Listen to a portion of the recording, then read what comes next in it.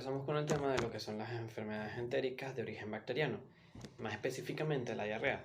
Según la OMS, la diarrea está definida como la deposición de 3 o más veces al día de heces sueltas o líquidas. En cambio, la deposición frecuente de heces formes no se considera diarrea, ni tampoco la deposición de heces de consistencia suelta y pastosa por bebés amamantados. La diarrea suele ser un síntoma de una infección en el tracto digestivo que puede estar ocasionada por diversos organismos, tanto bacterianos, víricos o parásitos.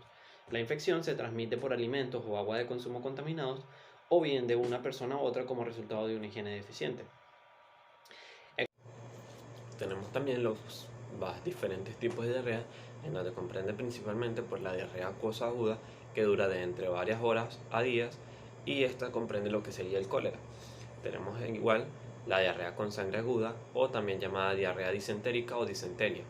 Y finalmente la diarrea persistente, que dura de entre 14 días o más. Estos son los tipos más comunes de diarrea.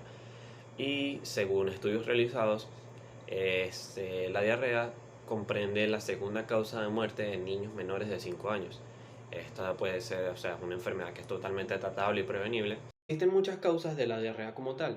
Si bien es cierto que la mayor parte de ellas tienen su origen por un proceso infeccioso que se adquiere por intoxicación alimentaria, en los niños la causa más frecuente de ellas son los virus. También se pueden producir diarrea por diferentes enfermedades inflamatorias del intestino, como pueden ser la colitis ulcerosa y la enfermedad de Crohn, o como también pueden ser por la ansiedad y el estrés que puede causar diarrea en ciertas personas. También encontramos que los medicamentos, principalmente los antibióticos, producen diarrea como uno de sus efectos secundarios. Entre los síntomas de la diarrea encontramos las heces blandas y líquidas y dolor en el vientre. En la mayoría de los casos estas desaparecen por sí solos y algunas infecciones pueden necesitar el uso de antibióticos y los casos más graves pueden causar deshidratación suficiente como para requerir fluidos intravenosos. Encontramos más específicamente que las diarreas pueden ser causadas por virus, como pueden ser el virus de Norwalk, también conocido como el norovirus o el adenovirus entérico. También encontramos que las bacterias y parásitos, como puede ser la exposición a las bacterias patógenas como la Escherichia coli, o parásitos a través de alimentos o aguas contaminadas, pueden causar la diarrea. Cuando se viaja a países de desarrollo, la diarrea puede ser causada por bacterias o parásitos, y esto se le denomina diarrea del viajero. Encontramos también que los medicamentos, como ya se había dicho, los antibióticos pueden causar la diarrea. Se sabe que los antibióticos alivian infecciones mediante la eliminación de bacterias malas, pero también eliminan bacterias buenas. Esto altera el equilibrio natural de las bacterias en los intestinos, lo que causa diarrea o una infección superpuesta. Otros medicamentos que también causan diarrea son los medicamentos contra el cáncer y los antiácidos con magnesio. Encontramos también la intolerancia a la lactosa, que la lactosa es un azúcar que se encuentra en la leche y otros productos lácteos. Las personas que tienen dificultad para digerir esta lactosa tienen diarrea después de comer productos lácteos. La intolerancia a la lactosa puede aumentar con la edad debido a que los niveles de la enzima que ayuda a digerir esta lactosa disminuyen a medida que uno va envejeciendo. La fructosa también es un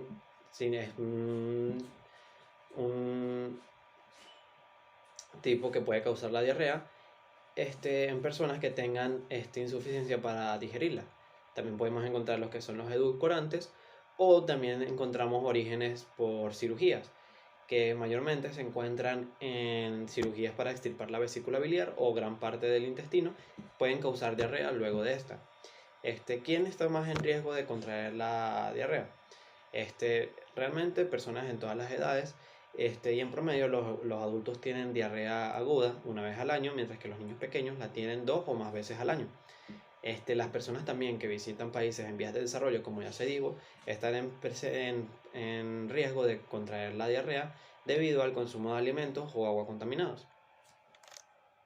Buenos días, soy Wilson González y les voy a hablar sobre los factores del huésped que favorecen las infecciones entéricas. Las enfermedades entéricas pueden definirse como un grupo de trastornos gastrointestinales causados por la ingestión de algún agente infeccioso o tóxico. Los factores del huésped son importantes en la determinación, es decir, la persona enferma, después de la exposición a un agente patogénico entérico, debe determinarse los siguientes factores, como lo son la edad, la acidez gástrica y barreras físicas, la flora intestinal, los pacientes con inmunodepresión, el determinante genético y el estado nutricional. Siguiendo con el tema, les voy a hablar sobre la epidemiología de las infecciones bacterianas entéricas. Las infecciones gastrointestinales tienen un amplio espectro de manifestaciones clínicas y pueden resultar de la infección por virus, bacterias y por protozoos o parásitos.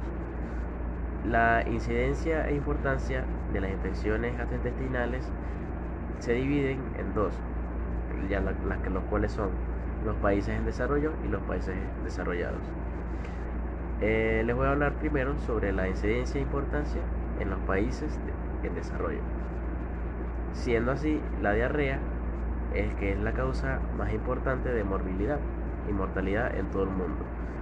Se estima que en 2010 se produjeron 1.4 millones de muertes por enfermedades diarreicas. El mayor impacto de la enfermedad diarreica afecta principalmente a niños menores de 5 años en los países en desarrollo, donde la diarrea es la tercera causa más común de la muerte. Las tasas de mortalidad por diarrea han venido disminuyendo en países en desarrollo, gracias a el apoyo de distintas organizaciones como la UNICEF, entre otras. Las tasas de incidencia de las enfermedades diarreicas entre los niños en los países con ingresos bajos y medios se estima en 2.9 episodios por niño y año, con una totalidad de 1.700 millones de episodios de diarrea. Es importante destacar que la diarrea tiene como complejidad la interacción con el estado nutricional de los niños en los países en desarrollo. Ahora les voy a hablar sobre la incidencia e importancia de las infecciones gastrointestinales en los países desarrollados. Los brotes de gastroenteritis de origen alimentario son una preocupación constante en los países desarrollados. Los Centros para el Control y Prevención de Enfermedades estiman que se producen 48 millones de enfermedades, 128.000 hospitalizaciones y 3.000 muertes debidas a las enfermedades transmitidas por alimentos. Entre los patógenos más importantes en términos de carga de enfermedad están la Campylobacter, que habita en aves de corral como lo son las gallinas, los pollos, etc. La Toxoplasma gondii, que habita en carnes de cerdo. La Listeria monocytogenes, que habitan en fiambres y lácteos, como son fiambres como el jamón, los lácteos como la leche, el queso, etc. La Salmonella entérica, que también habita en aves de corral, y los norovirus, que se habitan en alimentos complejos.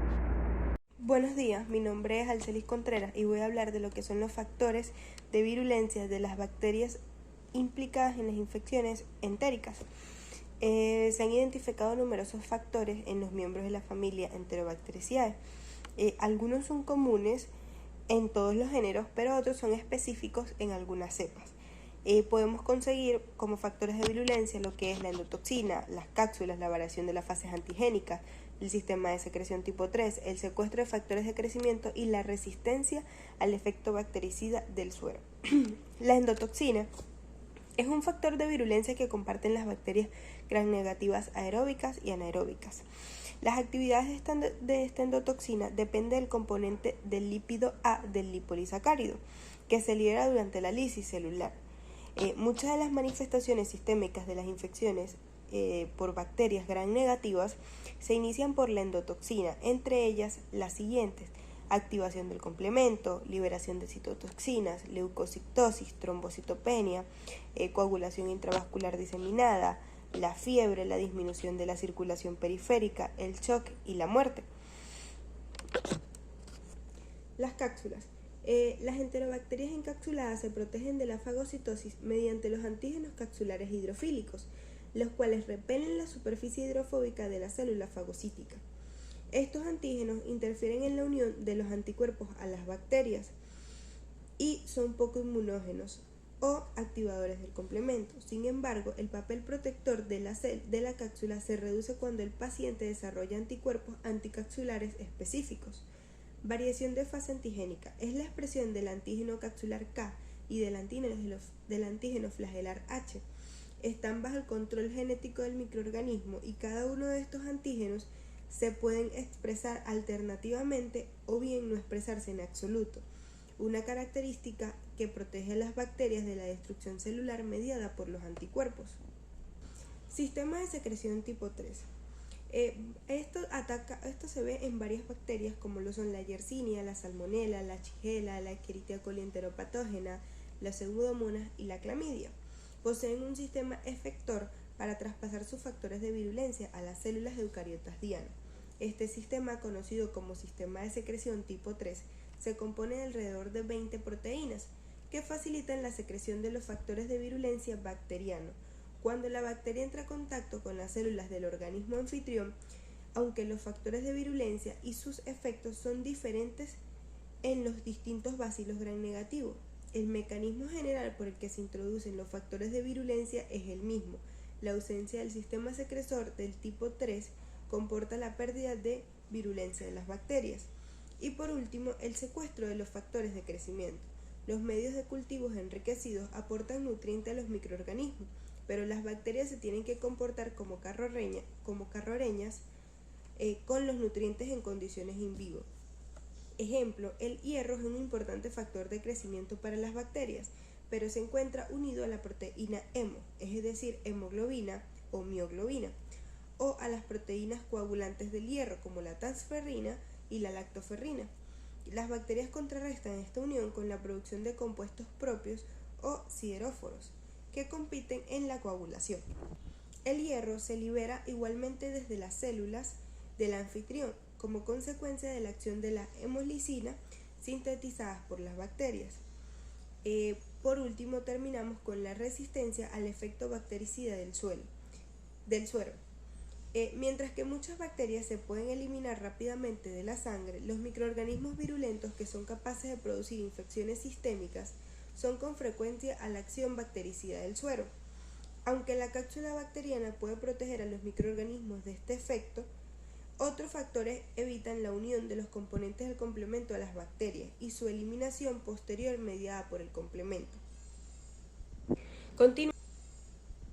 Continuamos con lo que son los géneros y las especies bacterianas enteropatógenas implicadas en procesos diarreicos. El más común es la Shigella.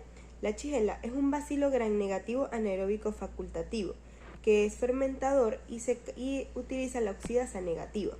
El liposacárido consiste en un polisacárido somático O, un núcleo de polisacárido antígeno común y el lípido A, que es la endotoxina. Se reconocen 4 especies de Shigella: la Shigella sonnei, que es responsable en la mayoría de las infecciones en los países desarrollados, la Shigella flexneri, que es de las infecciones en los países en desarrollo, y la Shigella dysenteriae, que es de las infecciones más graves. También queda la Shigella boidi, que no se puede aislar. La virulencia de estas es por la exotoxina Shiga, que es producida por la Shigella dysenteriaceae, que interrumpe la síntesis de proteínas y produce el daño endotelial. Escherichia coli es un bacilo gram negativo anaeróbico facultativo, que es fermentador y también utiliza la oxidasa negativo. Es un liposacárido que consiste en un polisacárido externo somático O, un núcleo polisacárido que es el antígeno común y el lípido A, que es la endotoxina. Como virulencia, este tiene las toxinas termohábiles y termoestables. Al menos 5 grupos patógenos diferentes pueden producir gastroenteritis con el Escherichia coli, como lo es la Escherichia coli enteroxígena, la Escherichia coli enteropatógena, la Escherichia coli enterohemorrágica, la Escherichia coli enteroagregativa. La mayoría producen infecciones en los países de desarrollo, aunque la Escherichia coli enterohemorrágica es una causa importante de colitis hemorrágica. La Salmonella es un bacilo gram negativo anaeróbico facultativo, es fermentador y también es oxidasa negativo. El liposacárido también consiste en un polisacárido externo somático O, un núcleo polisacárido que es el antígeno común y el lípido A, que es la endotoxina. Esta tiene más de 2500 serotipos O. La virulencia de esta es que tiene tolerancia a los ácidos en las vesículas fagocíticas y pueden sobrevivir los macrófagos y extenderse desde el intestino a otras partes del cuerpo. La Yersinia es un bacilo gram negativo anaeróbico facultativo, es fermentador oxidasa negativo. El liposacárido consiste también de un externo somático O, un núcleo polisacárido, antígeno común y un lípido A en endotoxina. La Yersinia pestis está cubierta por una cápsula proteica y algunas especies de Yersinia, por lo menos la enterocolítica, pueden crecer a bajas temperaturas. Pueden crecer hasta alcanzar un número elevado en los productos alimentarios o sanguíneos contaminados o refrigerados. La virulencia de esta es que la cápsula de Yersinia pestis es antifagocítica. Es también resistente al efecto bactericida del suelo. Tiene genes de herencia de la actividad citotoxínica, inhibición de la migración fagocítica y de la acción de engullir e inhibir la agregación plaquetaria. Por último, nos queda lo que viene siendo el Vibrio cholera y el Campylobacter. El Vibrio cholera es un bacilo gram negativo curvado. Es anaeróbico facultativo, fermentador, que necesita sal para crecer. Las cepas se subdividen en más o menos 140 serogrupos. Tiene un antígeno O de pared celular. El serogrupo 1, que es el más común, que es el Vibrio cholera, se subdivide a su vez en otros serotipos como el Vibrio inava, el Vibrio owawa, el Vibrio jicomica y biotipos como el clásico, el toro. La enfermedad mediada por la toxina colérica es la toxina del complemento AB y el pilus corregulado por la toxina. La infección puede variar desde una colonización asintomática o una diarrea leve a una diarrea grave y rápidamente mortal. El Campylobacter. El Campylobacter es una bacteria de la microbiota normal. Es un bacilo gram negativo, curvos y delgados. Están mal definidos los factores que regulan la adhesión, la motilidad, la invasión de la mucosa intestinal. Se cree que el síndrome de Guillain-Barré es una enfermedad autoinmune debido a que es reactivamente cruzada antigénica entre los oligosacáridos de las cápsulas bacterianas y los glucoesfingolípidos de la superficie de los tejidos neurales. La enfermedad más frecuente que da la Campylobacter es una enteritis. Muchas gracias. Buen día, mi nombre es Verónica Quintero y yo vengo a hablar de lo que es la patogenia de algunas infecciones o enfermedades del tracto genitourinario en bacterias. Tenemos la enteritis, que viene siendo más que todo causada por la Campylobacter, la Salmonella, la Shigella y el Escherichia coli, más que todo la Escherichia coli invasiva, enteroinvasiva. Este viene siendo causado más que todo por alimentos contaminados en su mal lavado, por la adhesión de gérmenes en el intestino delgado, provocando una respuesta inmunitaria, causando la inflamación y la hinchazón. También tenemos la fiebre tifoidea, que la fiebre tifoidea viene siendo causada por la Salmonella typhi. Esto lo que causa es que hay que tener en cuenta que el sistema digestivo tiene una capa de mucosa que recubre todo su sistema, para tenerlo protegido de lo que son los ácidos. Esta bacteria va directamente a esa capa de mucosa, la interviene en ella y hace que el ácido corree o desgarre lo que sean los tejidos epiteliales del estómago y el intestino delgado, y causando úlceras pépticas. La bacteremia tenemos que estar más que todo causada por la Salmonella typhi, la Salmonella paratyphi y la Salmonella Chloreraceae, y esta viene siendo más que todo bacterias en el torrente sanguíneo, causando infecciones en el torrente sanguíneo en la sangre o llegando por el torrente sanguíneo a tejidos en los cuales ella quiera ser patógena. La sigelosis. La sigelosis viene siendo causada por la Shigella. Ella más que todo, ella actúa como invasión y colonización mediante su sistema de virulencia, que son las proteínas que vienen siendo las proteínas IPAB o IPAC. Y ellas lo que hacen es la formación de poros a través de la membrana de las células del epitelio intestinal, causando o permitiendo la penetración de la bacteria a nivel del citoplasma del enterocito, teniendo en cuenta que el enterocito es la célula epitelial que ayuda la que causa la absorción de nutrientes. La enterocolitis viene siendo más que todo causada por la Yersinia enterocolítica o la Yersinia pseudotuberculosis. Ella más que todo viene en lo que es los neonatos o niños, ya que su patogenia es multifactorial. ¿Por qué? Porque ella viene por varios factores. El primer factor es la inmadurez del sistema intestinal y lo que es todavía no producción de la microbiota normal completa, no tiene todavía eso completo. Y también alimentación enteral y isquemia. Ella lo que causa es una lesión en el tracto gastrointestinal, lo que lleva a una respuesta inmunitaria y a la sobrereacción de las células epiteliales en el intestino inmaduro y activación de los receptores Toll-like 2, que son gram positivos, y Toll-like 4, que son gram negativos. Ella ocasiona una destrucción de lo que son los enterocitos y también un cambio en lo que es la barrera epitelial intestinal y baja producción de la mucosa como reparación y cambio de permeabilidad de lo que es la membrana intestinal. La gastroenteritis viene siendo más que todo causada por la salmonela y la Escherichia coli, más que todo la Escherichia coli toxigénica, enterotoxigénica, porque ella lo que hace es transmitir dos toxinas, las termolábiles y las termoestables. En la termolábile tenemos lo que es la estimulación. Esta toxina lo que hace es la estimulación de la adenociclasa, la enzima adenociclasa, que conlleva la pérdida de agua y electrolitos. Y en la termoestable tenemos lo que es ella tenemos dos tipos, termoestable tipo 1 y termoestable tipo 2. En la termoestable tipo 1 lo que tenemos es su unión estrechamente con lo que es el receptor intestinal y la activación de la enzima guanociclasa. En la guanociclasa lo que hace es la producción de mucosa o la secreción de mucosa. La que es termoestable 2 todavía no se conoce muy bien su mecanismo, aún no ha sido descubierto.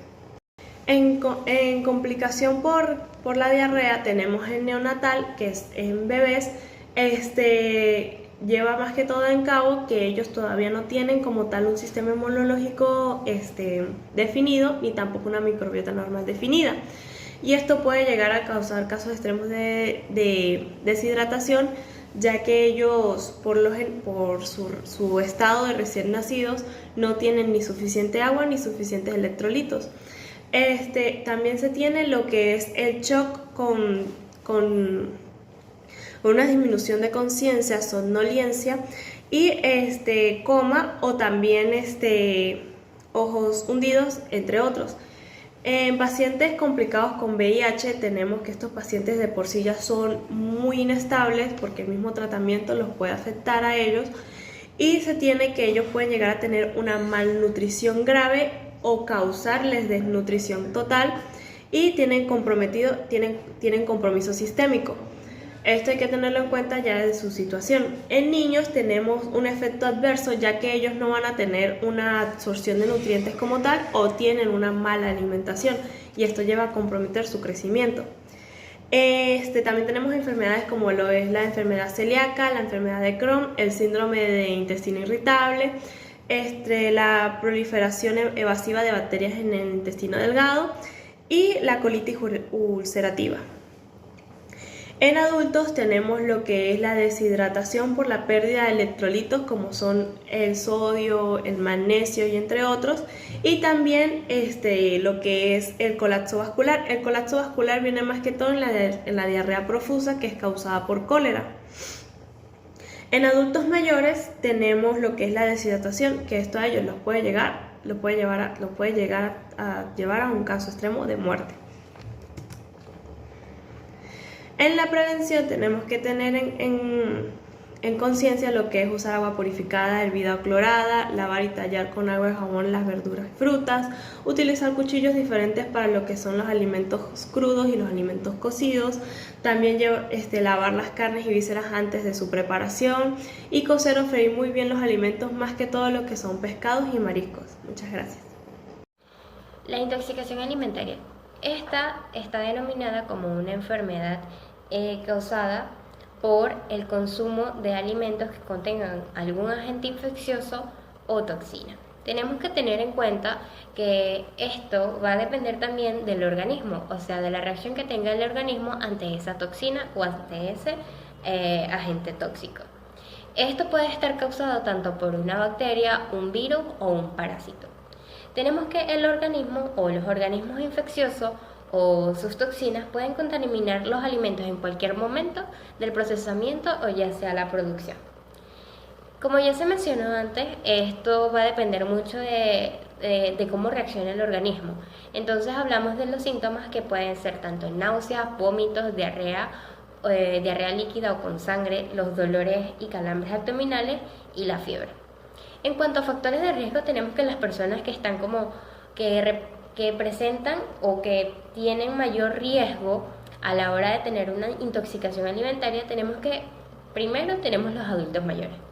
Esto es debido a que ellos, con el paso del tiempo, a medida que van aumentando la edad, ellos presentan o su sistema inmunitario se ve como alterado o ya se ve disminuido. Puede verse de esa manera. En las mujeres embarazadas, debido a que ellas, o sea, el metabolismo durante el embarazo se ve cambiado, al igual que la circulación. En los bebés y niños pequeños esto está dado debido a que en los lactantes y en los niños pequeños el sistema inmunitario no se encuentra completamente desarrollado. Y en cuanto a las personas con enfermedades crónicas, esto se va a deber a que, o sea, por ejemplo, con las enfermedades puede ser la diabetes o en caso de que la persona se encuentre en quimioterapia debido al tratamiento, por ejemplo, del cáncer. O sea, acá su respuesta inmunitaria se va a ver reducida. Ok, las bacterias implicadas en esto tenemos lo que es el Clostridium botulinum, la Campylobacteria, la Listeria, la Salmonella, la Shigella, el Staphylococcus aureus, la Giardia lamblia, entre otros. Cuando hablamos del Clostridium botulinum, decimos que la sintomatología aparece dentro de las primeras 12 a 72 horas. Esto va a estar dado, o sea, en los alimentos que van a aparecer, es debido a que los alimentos comerciales se encuentran mal envasados o al igual que puede ser en los alimentos del hogar que se encuentren con baja acidez. O sea, prácticamente estos se van a transmitir porque se van a encontrar tanto por altas temperaturas de manera constante por largo tiempo. Tenemos lo que es la listeria. La listeria se presenta durante las 9 a 48 horas. Esta está dada por lo que es por los perectos calientes, las fimbrias, y se va a transmitir a través por aguas contaminadas y por el contacto con el suelo. Tenemos lo que es la salmonela, que va a estar dada va a estar dada de 1 a 3 días la sintomatología y se transmite debido a lo que es la mala cocción de los alimentos, como por ejemplo el huevo o las papas. Algo importante que acotar es que en el caso de la listeria, como complicaciones en las embarazadas, esta provoca, o sea, si la madre embarazada contiene esta infección de listeria, esto puede provocar durante las primeras semanas del embarazo lo que es un aborto espontáneo, o puede ser que después pueda provocar lo que es la muerte del feto intrauterino. Al igual que si el bebé nace con esta enfermedad, puede ser que va a presentar daños neurológicos y de desarrollo. En la infección alimentaria vamos a encontrar que son aquellos microorganismos patógenos que se encuentran presentes en los alimentos.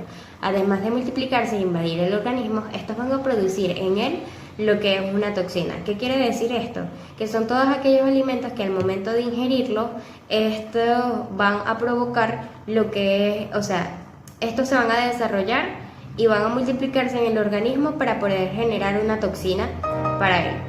Cuando hablamos de los síntomas podemos encontrar lo que son las molestias abdominales vagas o dolor abdominal, las náuseas, vómitos o diarrea, al igual que la pérdida de peso y la pérdida del apetito.